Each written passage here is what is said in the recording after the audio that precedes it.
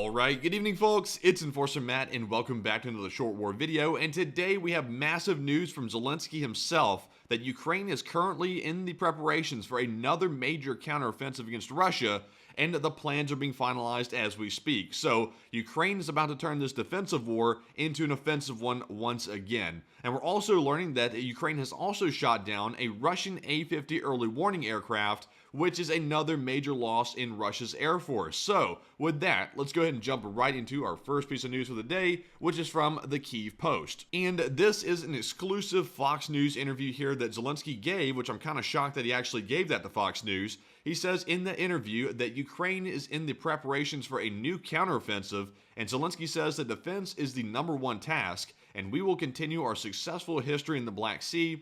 And he says he won't go into details for OPSEC reasons, but the Russians will get surprises, and of course, we will be preparing for a new counteroffensive. And that's the news that everyone's been waiting for. We've been wondering, when will Ukraine launch an official major new counteroffensive, and it appears it's coming in the next few weeks, up to a month probably. So we're assuming that Ukraine is waiting on some new weapon shipments and aid packages to get passed before they're able to actually put these plans into execution.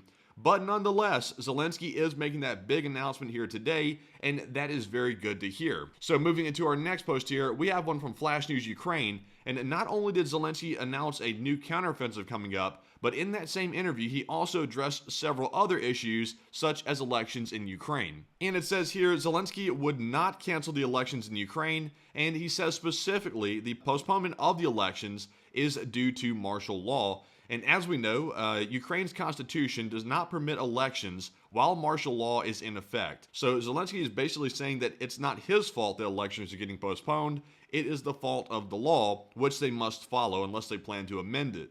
And Zelensky also says there is no need to say that he's trying to stay in power. And he also adds a statement here at the end, I would win the elections if they were held. So I personally wouldn't have made that last statement there, because we have to recognize here that it's not a good thing that elections aren't being held. So at the same time, we're really not sure which way the people would vote at this point. Zelensky's done a fantastic job, but that's a pretty bold statement to make right there. And up next, we see that the U.S. Congress should make a decision on aid, and Russia will not stop, and the congressman will pay much more in the future. And I do agree with that statement by Zelensky. If we don't stop Russia and Ukraine, it will be much more costly in the future. And finally, Zelensky said that the Russian people can overthrow Putin and achieve change, but this is an extremely difficult task. So overall, a very insightful interview that Fox News conducted here with Zelensky. And once again, very shocked to see him giving one to Fox News. So with that, I want to show you real quick a photograph here from the Kyiv Post. We have two different worlds at play here. Here on the top, we can see Tucker Carlson interviewing Vladimir Putin in the Kremlin.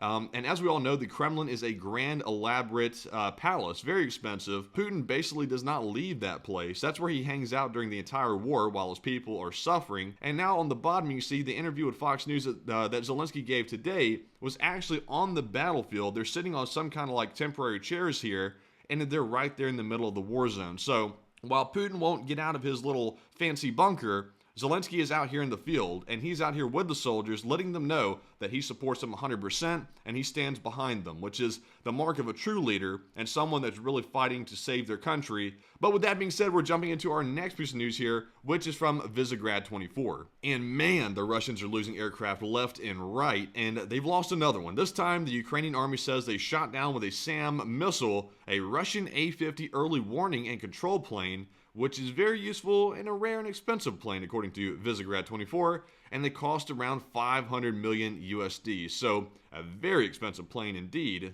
Don't want to lose one of those, and Russia has lost two of them now. And like they said, it's the second such plane that they've shot down in the past weeks, and it's a huge win. So let's take a look at this video here. We have some footage of the actual crash itself. And there it is on the ground, burning in bold style, I must say. $500 million burning away. You can almost smell the money burning from here, and that is something that Russia could not afford. They are not wealthy and they're not good off like that. So that is a huge loss for them and a huge win for Ukraine. So with that, let's jump into our next one here. We actually have another video of the actual SAM hit. So let's see what we have here. So there we see a view up in the sky of that missile hitting the A-50 Russian early warning plane.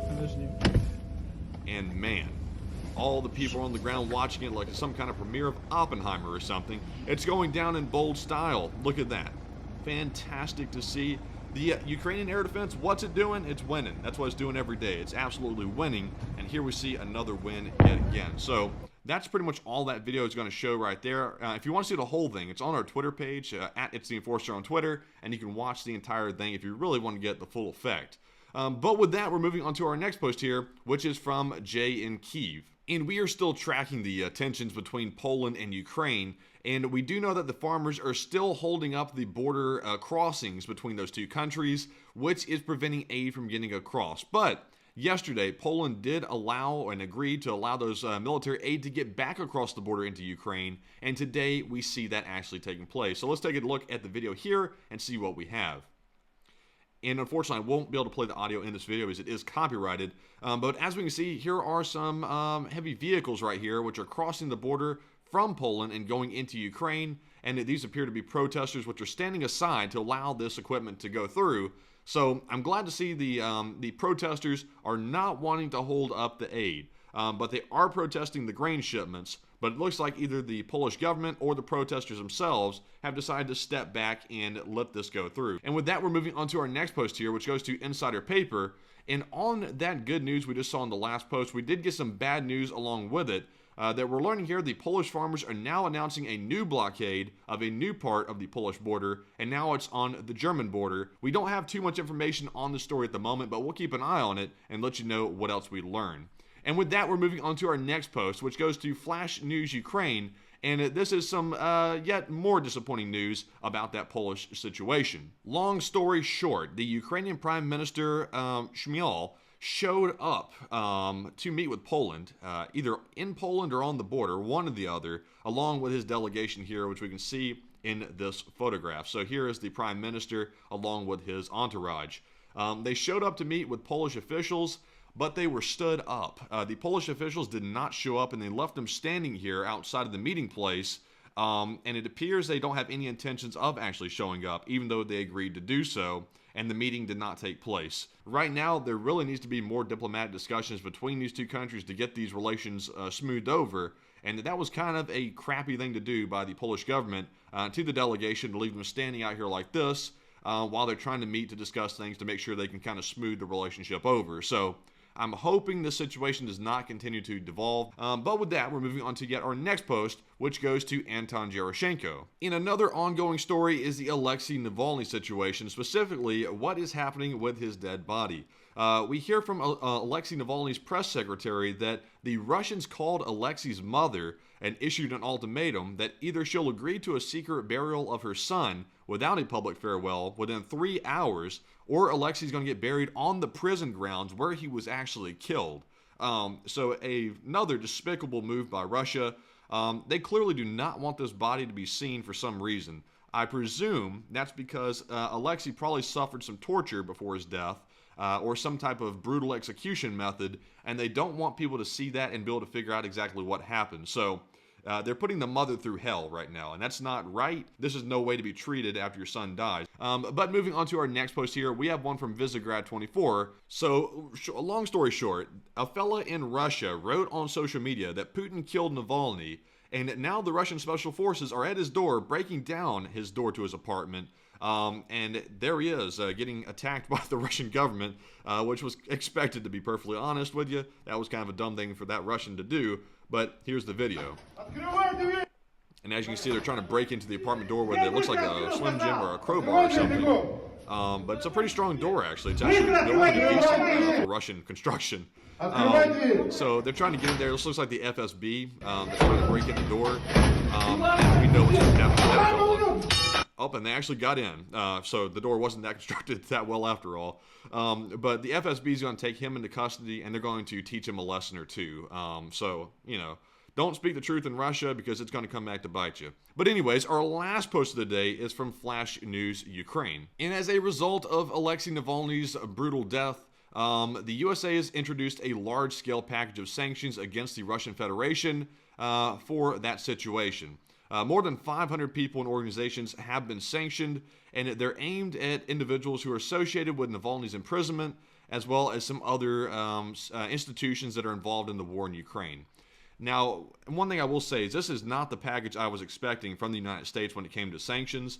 And like I've said before, I think we've sanctioned the Russians about all we can at this point. But this is not the massive sanctions package that we were being sold on a few days ago. This is, it's a good attempt, it's a good gesture, but we were told that the United States government was telling American citizens in Russia to get the hell out of Russia quickly because the package is going to be so bad that the Russians are basically going to start persecuting them in Russia. This package, in my opinion, is not that severe, it's not that serious, and it sounds to me like it was hyped up too much for probably political reasons.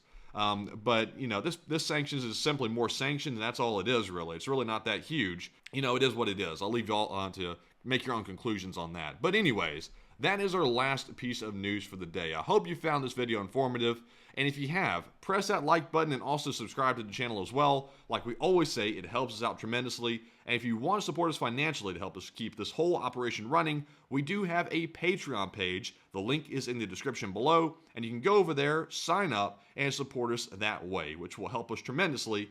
And once again, thank you all for watching. Be sure to join us tonight at 10 p.m. Eastern for our nightly war news stream, and we'll see you all in the next one. And bye-bye for now.